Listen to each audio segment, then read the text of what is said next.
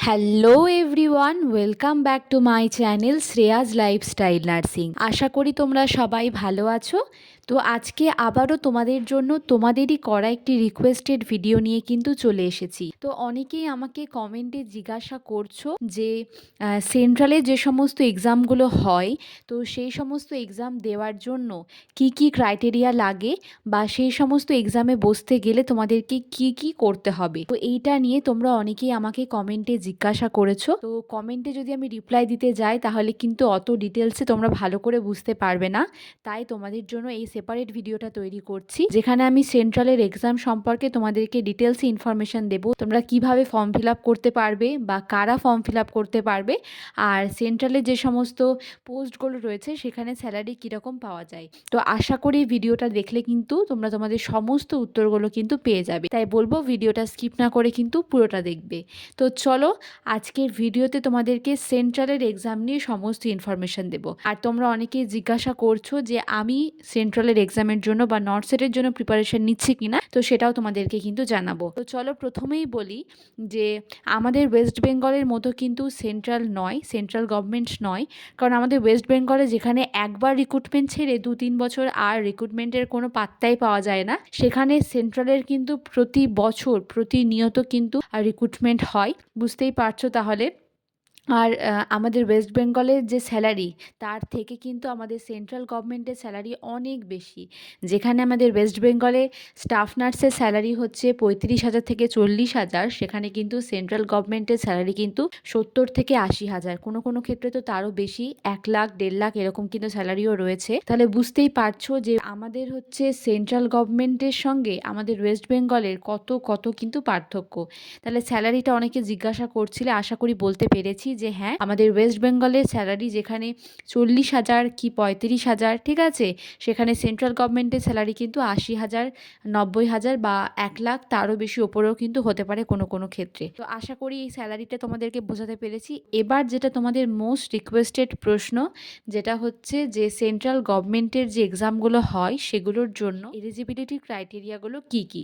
তো দেখো, এবার তোমাদেরকে বলি, তুমি যদি পোস্ট বেসিক বিএসসি করে থাকো বা তুমি যদি বেসিক বিএসসি করে থাকো, তাহলে কিন্তু সেক্ষেত্রে তোমার কোনো প্রকার কোনো এক্সপিরিয়েন্স ছাড়াই তুমি কিন্তু সেন্ট্রালের যে সমস্ত এক্সামগুলো হয় সেগুলোর জন্য কিন্তু পরীক্ষা দিতে পারবে, বুঝতে পারছো। তার মানে আফটার এইচএস যারা 4 বছরের বেসিক বিএসসি করছে তারা, প্লাস আফটার জিএনএম করার পর যারা 2 বছর পোস্ট বেসিক বিএসসি করছে, তারা কিন্তু ইজিলি চাইলেই কিন্তু সেন্ট্রালের যে সমস্ত এক্সামগুলো হয় সেগুলো দিতে পারবে উইদাউট কোনো এক্সপিরিয়েন্স, বুঝতে পারলে। কিন্তু তুমি যদি জিএনএম পাস করে থাকো, তাহলে কিন্তু জিএনএম পাস করার পর মিনিমাম 2 ইয়ার্স এক্সপিরিয়েন্স কিন্তু মাস্ট সেন্ট্রালে যে সমস্ত এক্সাম হয় সেগুলো দেওয়ার জন্য, বুঝতে পারছো তো। জিএনএম করার পর তোমাকে মিনিমাম 50 বেডেড হসপিটালে কিন্তু 2 ইয়ার্স এক্সপিরিয়েন্স কিন্তু লাগবে তুমি যদি সেন্ট্রালের এক্সামে বসতে চাও, বুঝতে পারলে।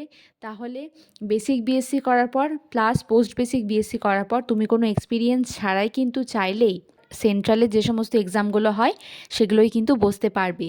প্লাস তুমি যদি জিএনএম কমপ্লিট করে থাকো, তাহলে সেক্ষেত্রে তোমার 2 ইয়ার্স এক্সপিরিয়েন্স লাগবে যে কোনো 50 বেডেড হসপিটালে, তাহলেই কিন্তু তুমি চাইলে সেন্ট্রালের যে সমস্ত এক্সামগুলো হয় সেগুলোতে কিন্তু তুমি বসতে পারবে।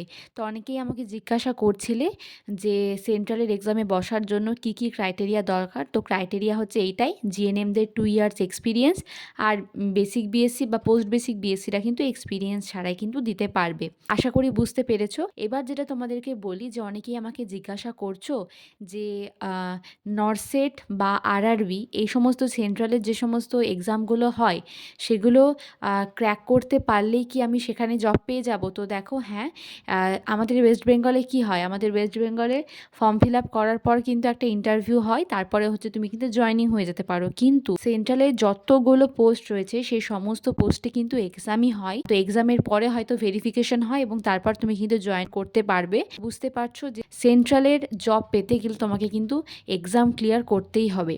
এবার তোমাদের যেটা সব থেকে আমাকে জিজ্ঞাসা করেছো তোমরা, যে আমি সেন্ট্রালের এক্সামের জন্য প্রিপারেশন নিচ্ছি কিনা বা আমি নর্থসেটের জন্য প্রিপারেশন নিচ্ছি কিনা, তো এইটা নিয়ে তোমাদেরকে বলি। তো বুঝতেই পারছো যে আমার পাস আউট হচ্ছে 2020 থেকে 2023 এবং তারপর রেজিস্ট্রেশন পেলাম হচ্ছে 2024-এ। তো 2024-এ যদি আমি রেজিস্ট্রেশন পাই, তাহলে কিন্তু আমার এখনও অবধি 2 ইয়ার্স এক্সপিরিয়েন্স হয়নি। তো যেহেতু আমি জিএনএম কমপ্লিট করেছি, তো জিএনএম কমপ্লিট যারা করবে তারা যেহেতু 2 ইয়ার্স এক্সপিরিয়েন্স ছাড়া সেই এক্সামটা দিতে পারবে না, তো সেই জন্যই বলতে পারো যে এখনও অবধি কোনো প্রকার কোনো সেন্ট্রালের এক্সামের প্রিপারেশন কিন্তু নিচ্ছি না। তবে ভবিষ্যতে ইচ্ছে আছে যে প্রিপারেশন নিয়ে এক্সামগুলোতে বসার, কেননা এই সমস্ত এক্সামে বসলে তোমার যেমন নলেজ বাড়বে, সেরকম এই সমস্ত সেন্ট্রালের জবের মানে এমসে নর্থসেট দেওয়ার পর তুমি যদি এমসে জব পাও তাহলে বুঝতেই পারছো যে সেটা একটা বিশাল বড় ব্যাপার, মানে বিশাল বড় বিষয়। তো সেই জন্যই বলছি, তোমরা যারা চাইছো, যারা বিএসসি করে নিয়েছো বা যারা পোস্ট বেসিক বিএসসি করছো, তারা কিন্তু চাইলেই সেন্ট্রালের এক্সামগুলোর প্রিপারেশান নিতে পারো, যেহেতু তোমাদের কোনো এক্সপিরিয়েন্স কিন্তু লাগে না। আর যারা জিএনএম কমপ্লিট করেছো আমার মতো, তারা কিন্তু 2 ইয়ার্স এক্সপিরিয়েন্স হওয়ার পরে তুমি যদি চাও যে তুমি এক্সামগুলো দিতে চাও, তাহলে কিন্তু তুমি চাইলেই সেন্ট্রালের এক্সামের কিন্তু প্রিপারেশান নিতে পারো। তোমরা আমাকে কমেন্ট বক্সে জানিও যে তোমরা নর্থসেট বা আরআরবি বা আরও যে সমস্ত সেন্ট্রালের যে সমস্ত এক্সামগুলো হয় সেগুলো নিয়ে সেপারেট ভিডিও চাও কি না, তাহলে আমি চেষ্টা করব সেই সমস্ত ইনফরমেশান নিয়ে বা সেই সমস্ত এক্সাম নিয়ে সেপারেট ভিডিও বানানোর। নর্থসেট নিয়ে যদি আমি বলতে যাই তাহলে আমার একটা ডিটেলসে অনেকটা বড় ভিডিও হয়ে যাবে, আর এই ভিডিওটা যদি আমি নর্থসেট নিয়ে বলতে যাই তাহলে ভিডিও আরও অনেকটা বড় হয়ে যাবে। তোমরা হয়তো অনেকেই জানো, আবার অনেকে হয়তো জানো না নর্থসেট এক্সামটা নিয়ে। তো তোমাদেরকে ছোট্ট একটা ইনফরমেশান দিয়ে থাকি যে নর্থসেট সেন্ট্রালের যে এক্সামটা হয় এইমসের নার্সিং অফিসার রিক্রুটমেন্টের জন্য, তো এই নর্থসেট এক্সাম কিন্তু দুভাগে হয়। ফার্স্টে হয় হচ্ছে প্রিলিমস এবং তারপরে হয় হচ্ছে মেন্স। তো প্রিলিমসটা যারা ক্র্যাক করতে পারে তারপরে কিন্তু মেন্সটা হয়, আর মেন্সটা ক্র্যাক করতে পারলেই কিন্তু এমসের তোমার পোস্টিং হয়ে যায়, এবং তারপরে হয়তো ভেরিফিকেশানস বা আদার্স অনেক প্রসেস রয়েছে, কিন্তু এক্সাম কিন্তু দুভাগে হয়। ফার্স্টে হয় হচ্ছে প্রিলিমস এবং তারপরে হয় হচ্ছে মেন্স। আর এই পুরো প্রসেসটা সেন্টারে যে সমস্ত এক্সামগুলো হয় সমস্ত এক্সামে কিন্তু সিবিটি মানে হচ্ছে কম্পিউটার বেসড টেস্ট, মানে কম্পিউটার বেসড কিন্তু এক্সাম, এগুলো কিন্তু কোনো রিটেন এক্সাম নয়। মানে ওএমআর শিটে যে এক্সামগুলো হয়, ঠিক আছে, ওএমআর শিটের কোনো এক্সাম কিন্তু সেন্ট্রালের এক্সামে হয় না, সম্পূর্ণ এক্সামটা কিন্তু কম্পিউটার বেসড হয়ে থাকে। তো এটা হয়তো তোমরা অনেকেই জানো না, তোমরা ভাবো হয়তো যে আমাদের ওয়েস্ট বেঙ্গলে যেরকম এক্সাম হয় সিএইচও বলো বা এএনএম জিএনএম এর জন্য যে এক্সামটা হয় ওরকম হয়তো ওএমআর বেসড এক্সামটা হয়, তো সেটা কিন্তু নয়। আর সেন্ট্রালের এক্সাম কিন্তু সবই কম্পিউটার বেসড, আর যেটা বললাম দুভাগে এক্সামটা হয়, আর ওটা কিন্তু সিবিটি টেস্ট হয়ে থাকে। আর এটা নিয়ে যদি আমি আরও অনেক ইনফরমেশান রয়েছে তোমাদেরকে বলার জন্য, তো আমি চেষ্টা করব পরের ভিডিওতে সেপারেটভাবে তোমাদেরকে বলার। তোমরা যদি চাও এই সেন্ট্রালের এক্সাম কিভাবে বসতে হয় বা তুমি কিভাবে প্রিপারেশান নেবে, কোন কোন বইগুলো ফলো করবে, তোমরা যদি চাও আমি অবশ্যই পরের ভিডিওতে তোমাদেরকে কিন্তু ডিটেলসে ইনফরমেশান দেবো। তো তোমরা আমাকে কমেন্ট বক্সে জানিও যে এরকম কোনো ভিডিও তোমরা চাও কি না, তাহলে আমি কিন্তু সেরকম ভিডিও পোস্ট করার চেষ্টা করব।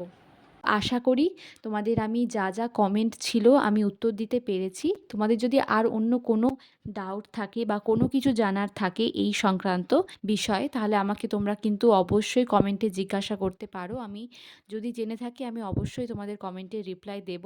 আর তোমরা সেন্ট্রালের যে সমস্ত এক্সামগুলো হয় সেগুলোর প্রিপারেশন ভিডিও চাও কি না সেটাও আমাকে কমেন্ট করে জানিও, তাহলে আমি চেষ্টা করব সেই ভিডিওটা তোমাদের জন্য কিন্তু আপলোড করার।